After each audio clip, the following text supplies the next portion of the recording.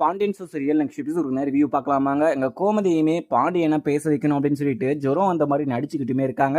ஆனால் பாண்டியன் இங்கே கோமதி ஜுரத்தில் இருக்காங்க அப்படின்னு சொல்லிட்டு தெரிஞ்சுமே அங்கே சரவணனை கூட்டிக்கிட்டு கடைக்குமே கிளம்பிடுறாங்க. அதுக்கப்புறம் அரசியுமே, அம்மா உங்களுக்கு நிஜமாவே உங்களுக்கு உடம்பு சரியில்லையா, இல்லை அப்பாவை உங்ககிட்ட பேச வைக்கணும் அப்படின்னு சொல்லிட்டு நடிச்சுக்கிட்டு இருக்கீங்களா அப்படின்ற மாதிரியுமே இங்கே அரசி வந்து கோமதி கிட்ட கேட்குறாங்க. உடனே கோமதியும், என்ன அரசி நீ கண்டுபிடிச்சிட்ட போல, நான் அப்பாவை பேச வைக்கிறதுக்காக தான் இது மாதிரி நடிச்சுக்கிட்டு இருக்கேன். உங்கள் அப்பா தான் என்னோட கஷ்டத்தை புரியாம நான் எனக்கு ஜுரம் வந்துருச்சு அப்படின்னு சொல்லிட்டு தெரிஞ்சுமே கடைக்கு கிளம்புறாரு.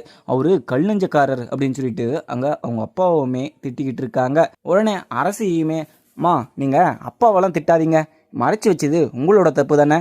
இங்கே ராஜிக்கும் கதிரண்ணனுக்கும் கல்யாணம் ஆச்சுன்னு சொல்லிட்டு நீங்கள் முன்னாடியே சொல்லியிருக்கலாம்ல. நீங்கள் சொல்லாததான் மிகப்பெரிய தப்பு பண்ணிட்டீங்க. எனக்கே உங்கள் மேலே பயங்கர கோபமாக தான் இருக்குது. நீங்கள் இப்படியெல்லாம் ட்ரை பண்ணுறதை விட அப்பா கிட்ட ரொமான்ஸ் எதனா ட்ரை பண்ணுங்கள், அப்பயாவது ஓகே ஆகுதுன்னு பார்க்கலாம். நீங்கள் இப்படியெல்லாம் ட்ரை பண்ணிங்கன்னா கொஞ்சம் கூட வேலைக்கே ஆகாது அப்படின்னு சொல்லிட்டு அங்கேருந்து அரசியுமே கிளம்பிடுறாங்க. இங்கே கோமதியுமே உட்காந்துக்கிட்டு, நான் என்ன ரொமான்டிக்காக இது ட்ரை பண்ணுறது அப்படின்னு சொல்லிட்டு குழம்பி யோசிச்சுக்கிட்டு இருக்காங்க. அதுக்கப்புறம் மீனாவுமே வீட்டில் இருந்து கிளம்பிடுறாங்க ஆஃபீஸுக்கும். அதுக்கப்புறம் இங்கே செந்திலுக்கும் மீனா மேலே பயங்கர கோவம். ஏன்னா மீனா அங்கே வீட்டில் சமைக்காமல் மீனாவுக்கு மட்டும் சமைச்சு அங்கேருந்து எடுத்துகிட்டு போயிடுறாங்க. அதனால கோவமா, இல்லை இங்கே ராஜியும் கதிர் விஷயத்தையும் மறைச்சி வச்சது அங்கே மீனா மேலே கோவமான்னு சொல்லிட்டு இங்கே செந்திலுக்கு குழப்பமாகவே இருக்குது. ஏன்னா அப்படி மாற்றி விட்டுட்டாங்க மீனாவும். ஏன்னா மார்னிங் எழுந்து அவங்கள எழுப்பாமலும் சாப்பாடு செஞ்சு அவங்க பாட்டுக்கு வேலைக்கு கிளம்பிட்டு இருக்காங்க.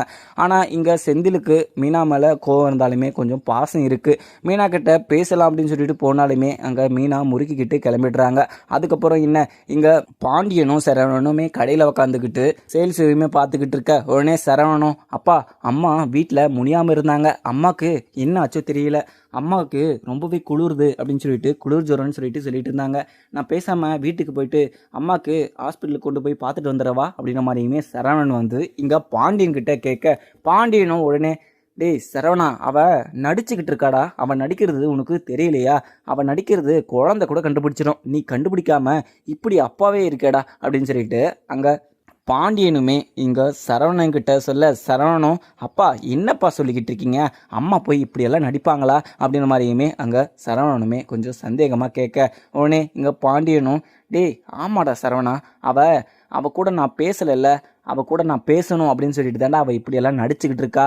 அவளோட திட்டம் புரியாமல் நீ அவளுக்கு உண்மையாகவே ஜுரம் வந்துருச்சுன்னு சொல்லிட்டு நினச்சிக்கிட்டு இருக்காத அப்படின்னு சொல்லிட்டு இங்கே பாண்டியனுமே சொல்லிட்டுறாங்க. சரிங்கப்பா, எனக்கு இப்போ புரிஞ்சிருச்சு அப்படின்னு சொல்லிட்டு சரவணனும் அங்கேருந்து கிளம்பிடுறாங்க. அதுக்கப்புறம் சரவணனுமே இங்கே மயில் விஷயம்னு சொல்லிட்டு மயில் விஷயத்த நினைக்கிறதா, இல்லை கோமதி இந்த கதிர் விஷயமும் ராஜ் விஷயமும் மறைச்ச விஷயத்த நினச்சி நான் ஃபீல் பண்ணுறதா அப்படின்னு சொல்லிட்டு குழம்பி பாண்டியன் உக்காந்துக்கிட்டு இருக்க. உடனே இதெல்லாம் யோசிச்சுக்கிட்டு இருக்கும் போதே இங்கே பாண்டியனுக்கு நெஞ்சு வலி வர மாதிரி இருக்குது. உடனே, இது சரவணா, எனக்கு நெஞ்சு கொஞ்சம் வலிக்கிற மாதிரி இருக்குது, அங்கே இருக்கிற தண்ணி பாட்டில் எடு அப்படின்னு சொல்லிட்டு அங்கே கையை நெஞ்சு மேலே வச்சுக்கிட்டு படுத்துடுறாரு.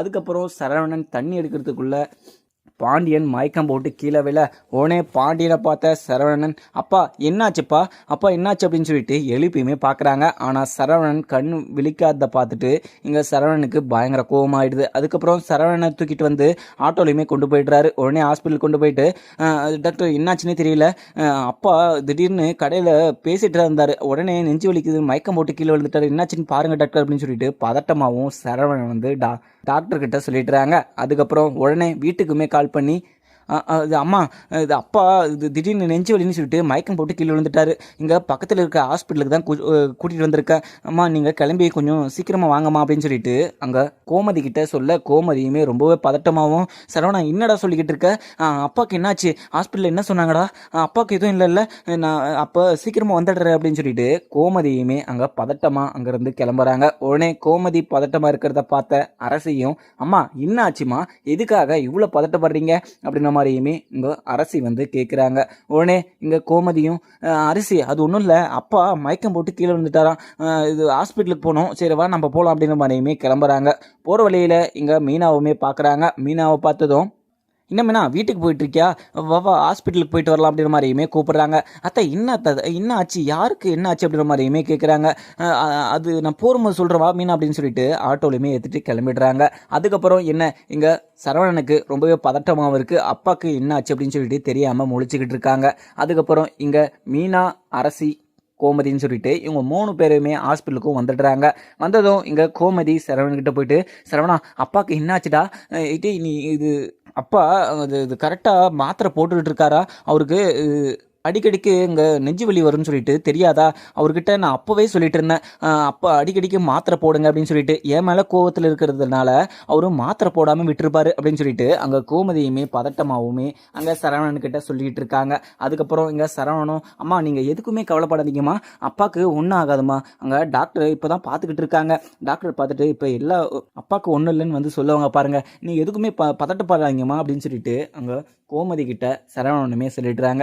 உடனே என்ன இங்கே மீனாவும் இங்கே சரவணன்கிட்ட வந்து, மாமாவுக்கு என்ன ஆச்சு, எதுக்காக இப்போ நெஞ்சு வலி வந்துச்சு அப்படின்னு சொல்லிட்டு கேட்குறாங்க. தெரியல, அவர் ஏதோ யோசிச்சுட்டு இருந்தார், அதுக்கப்புறம் அவர் நெஞ்சு வலிக்குதுன்னு சொன்னார், உடனே மயக்கம் போட்டுமே கீழே விழுந்துட்டார், அதுக்கப்புறம் நான் உடனே ஹாஸ்பிட்டலுக்குமே கொண்டு வந்துட்டேன் அப்படின்னு சொல்லிட்டு இங்கே சரவணனுமே சொல்லிடுறாங்க. அதுக்கப்புறம் மீனாவுமே என்ன ஆச்சுன்னு சொல்லிட்டு தெரியாமல் மீனா, அரசி, இங்கே கோமதின்னு சொல்லிட்டு இவங்க எல்லாருமே வெளியே நின்றுக்கிட்டு இருக்காங்க. உடனே டாக்டருமே வெளியே வந்து, இது ஏப்பா அவங்க கரெக்டாக டேப்லெட் போட்டுக்கிட்டு இருக்காங்களா, அவங்க ஹார்ட் பேஷண்ட் சொல்லிட்டு உங்களுக்கு முன்னாடியே தெரியும் இல்லை, அவங்க கரெக்டான டைமுக்கு சாப்பிடணும், கரெக்டாக மாத்திரை போடணும்னு சொல்லிட்டு உங்களுக்கு தெரியாதா, அதனால தான் இது மாதிரி வந்திருக்கு. அதுவும் இல்லாமல் அவர் நிறைய ப்ரெஷரை வந்து யோசிச்சுக்கிட்டே இருக்காரு, நிறைய விஷயங்களை யோசிச்சு அவர் மண்டைக்குள்ளே குழப்பிக்கிட்டு இருக்காரு. இது மாதிரியெல்லாம் இருந்தாங்கன்னா மறுபடியும் இது மாதிரி வரத்துக்கு வாய்ப்புண்டு. அவர் இது மாதிரி யோசிக்க வைக்காதீங்க, அவருக்கு எதுவுமே அதிர்ச்சியான விஷயமே அவருக்கு யாருக்குமே சொல்லாதீங்க, யாருமே சொல்லாதீங்க, அவர்கிட்ட சொன்னால் அந்த விஷயத்தை யோசிச்சுட்டு இருந்தாருன்னா மறுபடியும் இது மாதிரி ஆகிறதுக்கு வாய்ப்பு உண்டு. அதுவும் இல்லாமல் அவர் இனிமே இது மாதிரி ஒரு விஷயத்தை யோசிச்சுட்டு இருந்தாருன்னா அவருக்கு உயிருக்கே ஆபத்து அப்படின்ற மாதிரியுமே இங்கே டாக்டர் சொல்லிட்டு அங்கேருந்து கிளம்பிடுறாங்க. இதை கேட்டதும் கோமதி, அரசி, இங்கே மீனான்னு சொல்லிட்டு இவங்களுக்கு எல்லாருக்குமே ரொம்பவே பதட்டமாகவும் இருக்க, டாக்டர் அவங்க வீட்டில் ஒரு பிரச்சனை, அந்த பிரச்சனை நினச்சி தான் அவர் அது மாதிரி ஆயிருப்பார் டாக்டர், இனிமேல் நாங்கள் பார்த்துக்குறோம் டாக்டர் அப்படின்னு சொல்லிட்டு அங்கே சரவணனுமே டாக்டர் சொல்லி அமுச்சு விட்டுறாங்க. அதுக்கப்புறம் என்ன இங்கே உடனே மீனாவுமே ஹாஸ்பிட்டலில் இருந்துக்கிட்டு உடனே செந்திலுமே மீனாவுக்கு கால் பண்ணுறாங்க. உடனே மீனாவும் அதை அட்டன் பண்ணி, எங்க சொல்லுங்கள் அப்படின்னு சொல்லிட்டு இங்கே மீனாவுமே ரொம்பவே கோவமாக பேசுகிறாங்க. உடனே இங்கே செந்திலும், என்ன மீனா என்கிட்ட ரொம்பவே கோவமாக பேசுகிற, நீ அங்கே வீட்டிலேருந்து வந்ததுலேருந்தே நீ என்கிட்ட பேசுகிறதே சரியில்லை, உன் மேலே கோவப்படுறது நியாயமான கோவம் தானே, நீ அந்த விஷயத்த மறைச்சி வச்ச அப்படின்னு சொல்லிட்டு தானே உன் மேலே நான் கோவப்பட்டேன், நீ என்ன என் மேலே கோவப்பட்டுக்கிட்டு இருக்க, இப்போ எங்கே இருக்க நீ, இன்னும் வீட்டுக்கு வரலையா அப்படின்ற மாதிரியுமே இங்கே செந்தில் வந்து மீனா கிட்ட விசாரிக்கிறாங்க. உடனே மீனாவும், இங்கே மாமா அங்கே இது நெஞ்சு வலின்னு சொல்லிட்டு ஹாஸ்பிட்டல் கொண்டு வந்திருக்காங்க, நான் வீட்டில் வந்து உங்ககிட்ட சண்டை போட்டுட்டு இருக்க சொல்கிறீங்களா, மாமாவை பார்க்குறதா இல்லை உங்ககிட்ட வந்து அந்த பிரச்சனை பற்றி உங்களுக்கு விலாவரியாக விரிவாக்கம் சொல்லவா அப்படின்னு வானையுமே இங்கே மீனா வந்து சொல்லிட்டு, நீங்கள் நல்லபடியாக பேசுகிறதானே எங்கிட்ட பேசிக்கிட்டு இருக்கீங்க, நீங்கள் சும்மா எங்கிட்ட சண்டை வாங்குற மாதிரி பேசிக்கிட்டு இருக்கீங்கன்னா ஃபோனை கட் பண்ணிவிட்டு நீங்கள் கிளம்புங்க அப்படின்ற மாதிரியுமே சொல்லிட்டுறாங்க. உடனே இங்கே செந்திலும், மீனா என்ன ஆச்சு அப்பாவுக்கு இப்போ எப்படி இருக்குது அப்படின்ற மாதிரியுமே விசாரிக்கிறாங்க. உடனே நீங்கள் ஹாஸ்பிட்டலுக்கு டைரெக்டாக வாங்க அப்படின்ற மாதிரியுமே கட் பண்ணிடுறாங்க. உடனே இங்கே கோமதியும் அழுதுகிட்டு இருக்க, மீனாவும், அத்தை நீங்கள் அழாதீங்க அத்தை, சீக்கிரமாக சரியாயிடும் அத்தை, இதெல்லாம் மாமா அந்த மாதிரி பிரச்சனையெல்லாம் நினச்சி தான் அவர் வருத்தப்பட்டு இருந்திருப்பார், அதனால தான் இது மாதிரி வந்திருக்கும், மறுபடியும் இது மாதிரி யோசிக்க வேணாம்னு சொல்லிட்டு நம்ம சொல்லிடலாம் அத்தை, நீங்கள் எதுக்குமே கவலைப்படாதீங்க அப்படின்னு சொல்லிட்டு ஆறுதல் சொல்லிக்கிட்டு இருக்காங்க மீனாவும் இங்கே கோமதி கிட்ட. கோமதியுமே இங்கே அழுதுகிட்டே இருக்காங்க, நான் என்ன பாவம் பண்ணேன், ஒவ்வொரு பிரச்சனையாக எனக்கு மட்டும் வந்து தொலைக்குது, ஏன்னா நாங்கள் நிம்மதியாக இருந்தது நாளே இல்லை, ஏன்னா நாங்கள் இந்த பிரச்சனையை பார்த்தா இப்போ அரசு பிரச்சனை வந்துச்சு, அதுக்கப்புறம் அங்கே மயிலோட பிரச்சனை வந்துச்சு, அதுக்கப்புறம் இப்போ என்னோட பிரச்சனை வந்து எல்லாருமே ரொம்பவே கஷ்டத்தில் இருந்தோம், அவர் என்ன தப்பு பண்ணார், அவருக்கு மட்டும் இப்படி ஒரு தண்டனை கொடுக்குற கடவுளே அப்படின்னு சொல்லிட்டு கோமதியுமே புலம்பிக்கிட்டு இருக்க. அதுக்கப்புறம் என்னதுன்னு பார்க்கலாமாங்க. வீடியோ பிடிச்சிருந்தா லைக் பண்ணுங்கள். தேங்க்யூ.